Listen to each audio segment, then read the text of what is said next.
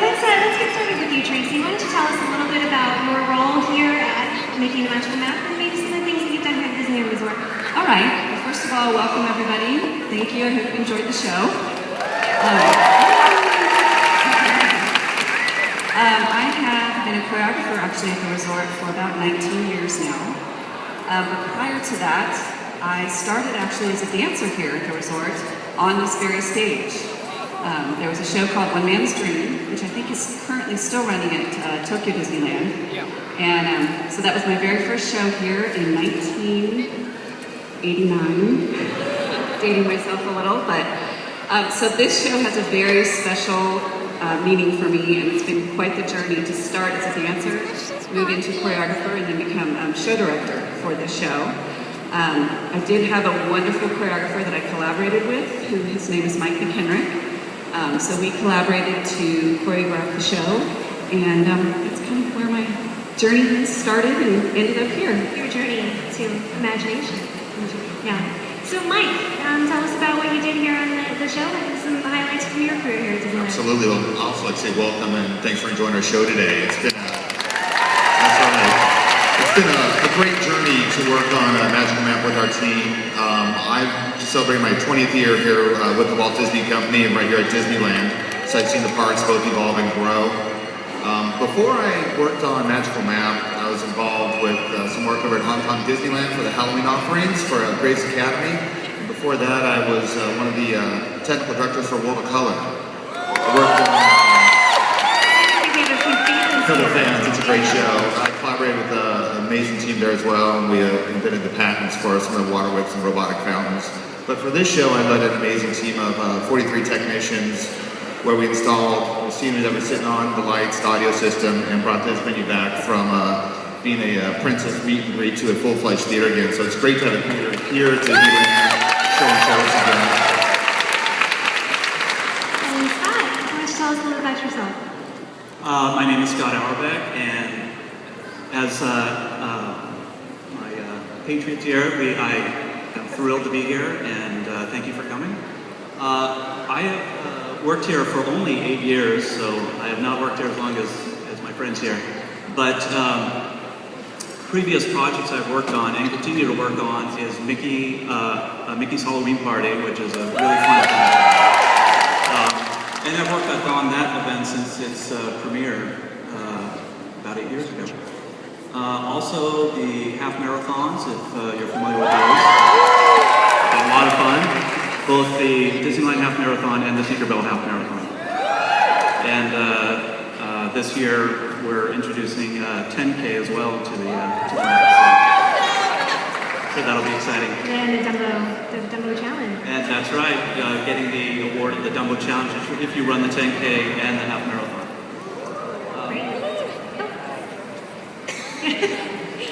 So please don't be shy. We do have microphones set up here. If any of you have questions of your own, please do come on up to the microphone and ask. But first I think I might just ask Tracy a question. So tell us a little bit more about performing on this stage. What is it like to kind of go from being a performer here and then back to that place and kind of be, I don't know, in charge? It's exciting. Both elements have different aspects to them. Obviously, being a dancer and dancing on the stage, that it's just a different energy, and you're absorbing what somebody is telling you and what somebody is giving you to perform. And then as a show director or a choreographer, we're really creating the show and developing that to bring that to our guests. And I think that's exciting, to bring something new and relevant to our guests here. Great. I think we have a question right here. Please, be the brave one, the brave first one. Well done. Hi, thank you. Love the show. It's terrific. I was just curious, almost all of the numbers seem to have characters in them except Lilo and Stitch. And I was just curious as to why that wasn't included. Everybody seemed to anticipate that so much. Well, if you notice on the video that he is represented, we just wanted to bring different elements to the show for each different number. So there are different parts, and in that one we sort of wanted to explore maybe some trick and acrobatics that we did with the surfboard element, and bringing in some of the Polynesian culture of what we use the poi balls in that. So we just wanted to explore a different avenue for the different number, basically. Thank you. Let's take it right back here. Hi. First off, the show is fantastic. Thank you very much for putting on a great show.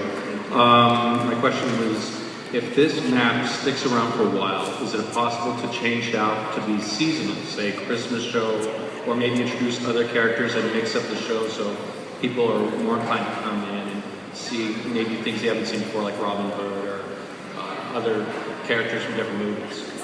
Scott, would that be one? Yeah, I think that's one of the great things with this show is that each part, and it was sort of developed this way, that each part of the show could transition to something else, either to update for current projects or for holiday offerings and things like that. Sorry, right back here. Loved it! My question is, how many years was this in the planning stages? And when was the decision made to turn this back into the Fantasyland Theater? I could jump on that one. I think it's a multi-tiered effort in reality. There was definitely a desire by the resort to put the show back in here and bring Fantasyland Theater back to life.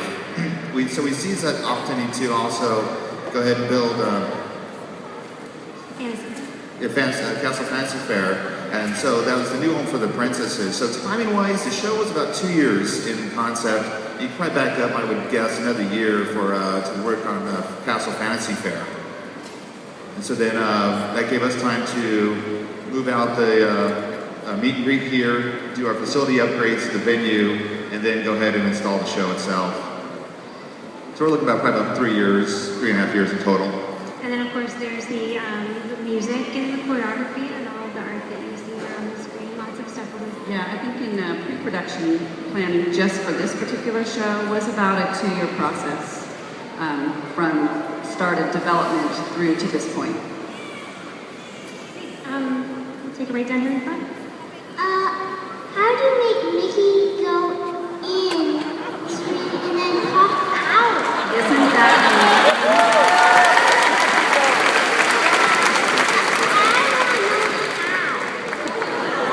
You are cute. Serious. Well, that's Mickey's magic. That's his magical map.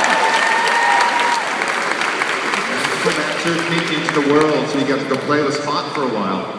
And then he came back out when Jensen said, "Come on, Mickey, you now know the secrets." So it's magic.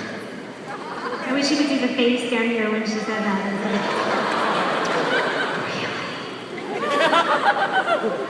Thank you. That was a really good question. Right over here. The show is amazingly engaging, and I was wondering, are there scenes that didn't make it into the show, and why? I think we went through a lot of brainstorming and a lot of process of what we wanted to present in the show. So there were a lot of different things that we explored, and this is kind of where we came to. I think the reasons why are just, these are the ones that stuck with us and we really felt were relevant and would be exciting to see. So that's why we kind of stuck with these particular ones. Right back here with Mickey Mouse on your shirt. Hi. Question I have is, currently all the shows are daytime, so is there any plan to possibly have shows at nighttime instead? Because the theater would have a totally different look to it. That's a great question. Right now, we focus definitely on daytime shows, but do know come fall we have that time shift.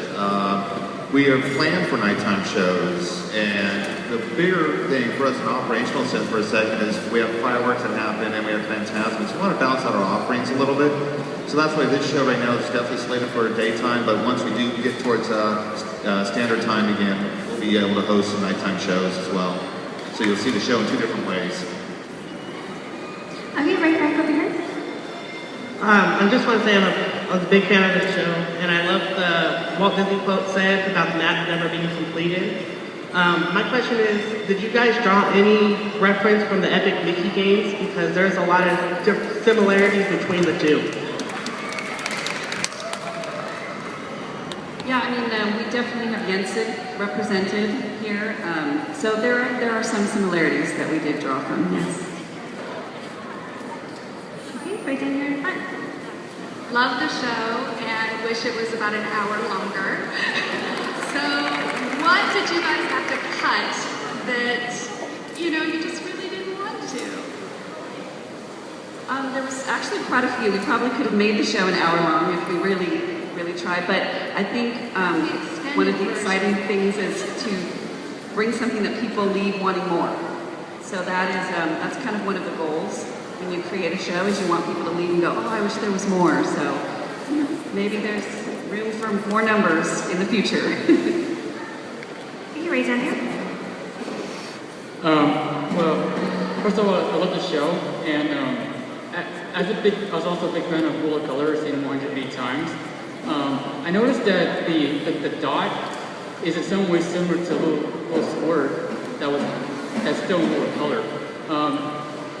Was that inspired somewhat by Little Squirt to have the dot like that? No, actually, Squirt was conceived by Steve Davidson for World of Color, give World of Color a personality of its own. And this show, Spot is his own personality. They're different families. So, I think the one thing for Spot, which our challenge was, how do you bring him to life and give him a character of his own?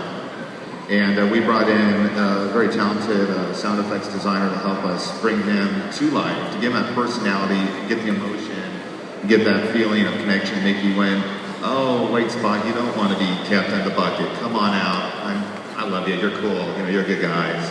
So I think that's how we kind of conveyed his personality, the sound effects, in a separate way. Right back here. The show was fabulous. I loved it. My question is, the first number, how did you narrow down to 3 princesses? How did you choose those 3?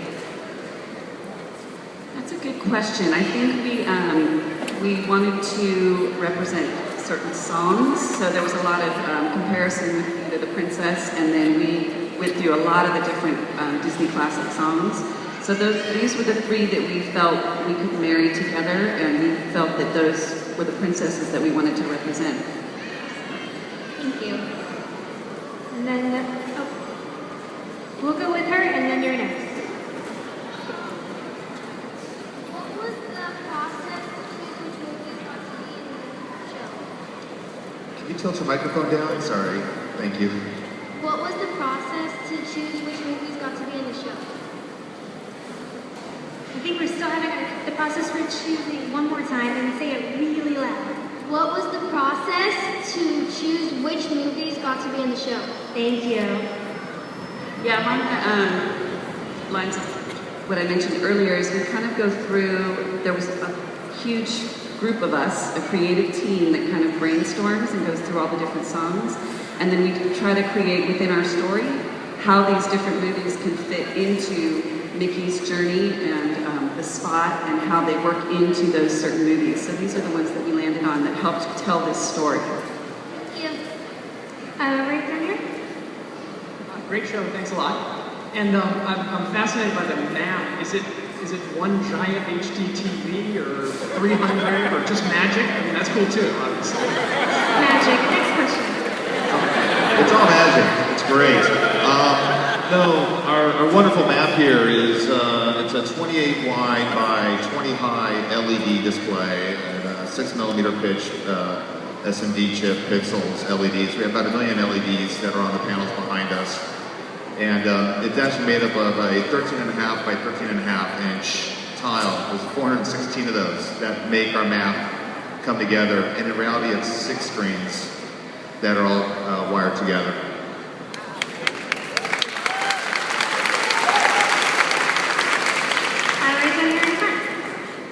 Very impressive, thank you. And all the dancers were so coordinated and they didn't run into each other and there was no accidents on stage, and that's very impressive. How many hours hours do they practice, and when do they practice if they're constantly doing shows? Well, yeah, we have a very talented group of performers, singers, and dancers, so we're really fortunate. They've worked very hard, and I will tell you, for the auditions for this show, we had 900 people audition. So, and out of that, we came out with 55 performers that we hired to be in the show. So, we've been rehearsing for about 6 weeks before we opened, and that was sometimes 6, sometimes 7 days a week. So there's a lot of hours that are put into learning and training and learning specific spots and numbers that they go to. So everything is very well choreographed, and from in the wings here to on stage. So, yeah. Right back here in the lovely men's shirt. Sure, I had a similar question about the map. I kind of wanted to know, how did the idea of map as screen, also stage, also like opening and other cool stuff, how did that originate and then evolve over the creation of the show? Like, did you go, let's make a map and have it open and people stand on it, or what?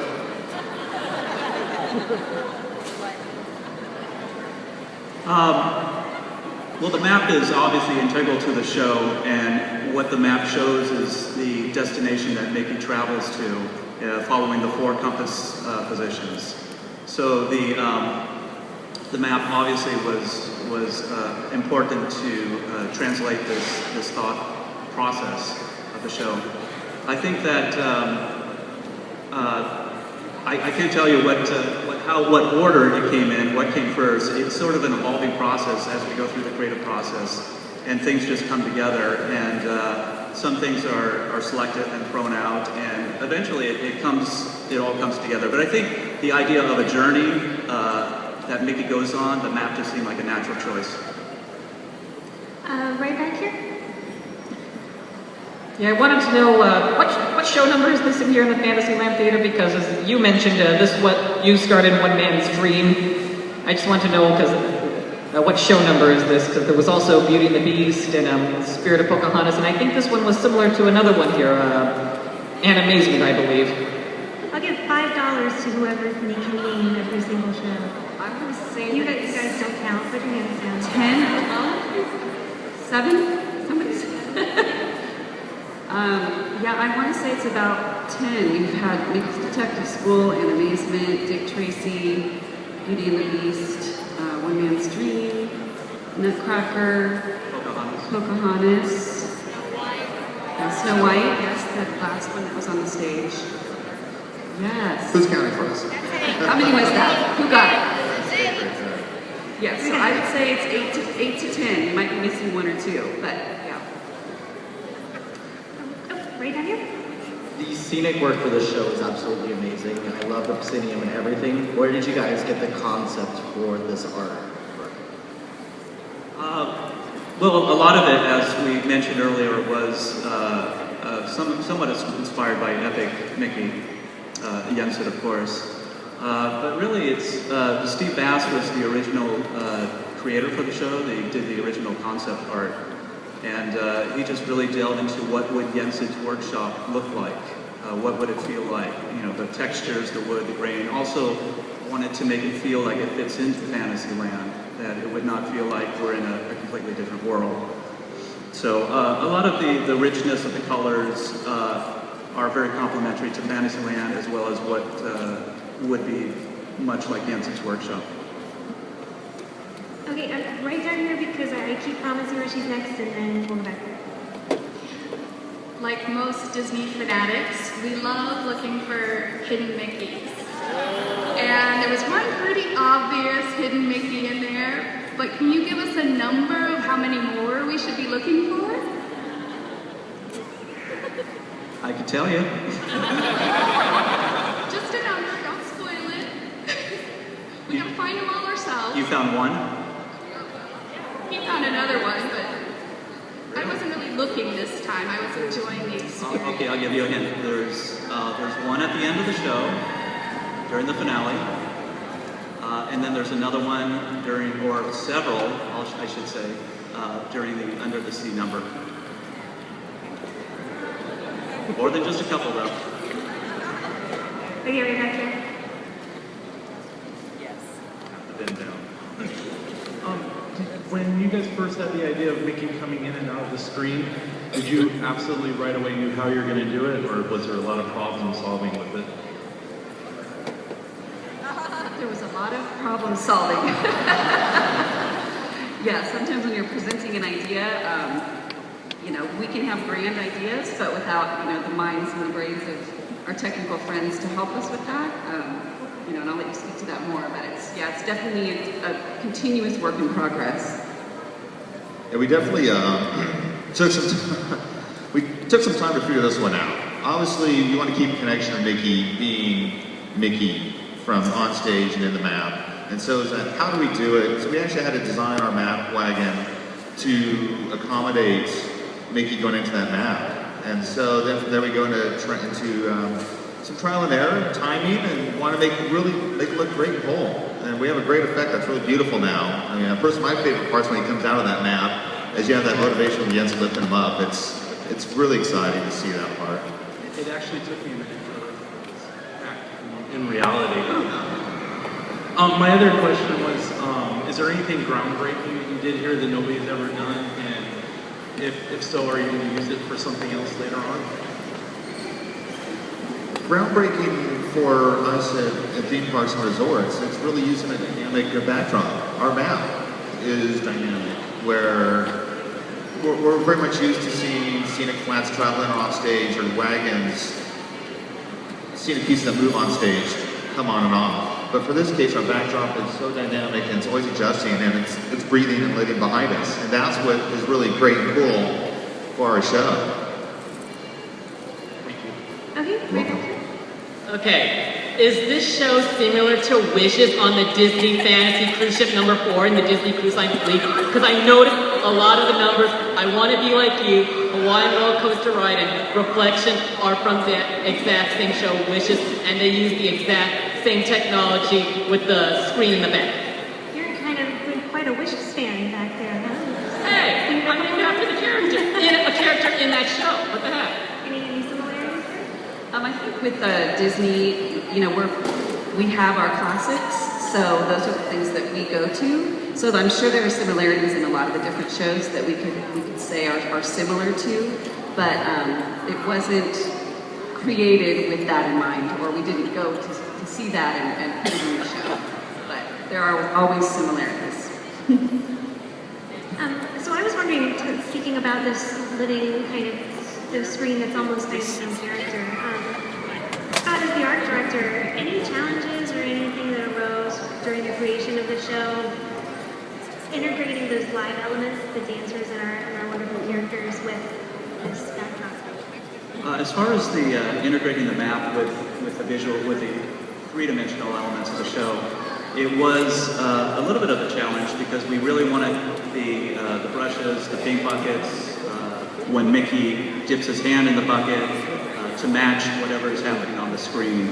So we did have to work very, very closely with our video production team to make sure that we matched all those elements. As far as the performers, again, it's just making sure that we have everything in place. We go through it, we create drawings, plans, elevation sections, and we really look at everything from every angle to make sure that everything is fit perfectly on stage and that all the performers are safe at all times. Great. So before we wrap things up, I'd love to just go down the line one more time and ask you one final question. What was kind of your favorite piece of the show, your favorite achievement, something that stands out to you in the development or even the opening, or now sitting here watching it as a guest yourself? What stands out to you as kind of your personal highlight? I think the exciting part for me is always working with the cast, and because that's when you start to see what your vision is and see that it's actually working and coming to life and that people are enjoying it and that we're really creating a great entertainment piece. So I think for me, really working with a very talented cast, collaborating with this, my partners here and the whole creative team, that's what's exciting to me, to see everything work together and it just comes together and it's the final piece is just really exciting to see all that come together. Well, year and a half, 2 years on the show, we definitely ended up in our little silos for a while. Tracy's off thinking about choreography. Scott and I spent a lot of time collaborating on the set designs and how it's going to work, how it's going to be built. And Scott and I did a lot of traveling in a short amount of time to check on our scenery. But I think the most exciting part was the day when the sets started coming into the stage, and then our cast started coming in, and their music started being pulled in, and the video imagery showed up. So it's really taken all those facets of the production, the costuming, the lighting, the audio, the scenic, and the cast, and seeing that on stage for the first day, playing back the track in the PA. That's when we realized we have a show. We have this awesome show that's evolving in its infant state right now. And that's really exciting. Then it just snowballs, gets bigger and more exciting as we build through the process. Scott? Well, I also agree with what my partners here also have said. But I really enjoy the collaborative process, and it's actually very thrilling to work with such great talent on this show and to come up with solutions. Whenever a problem arises or a challenge arises that we need to solve, we work together as a team and we're able to solve them. And that's really exciting to be able to do that and to also see it all come together at the end. And really for me, it was fantastic because I saw the set being design built, and it looks exactly like the renderings in the model. It turned out perfectly the same. So that's like a really good, it's always good when that happens. And of course, the challenge of making sure it all fits in place, which it mostly did. But really, to see it all come together, when I saw the dancers, the performers on stage, even rehearsing, it was fantastic just to see. It brought everything to life, and that's what we're all here for, is to see that whole that final production where everything comes together, and it all looks great. And it does. It's a wonderful show. So please help me thank Tracy, my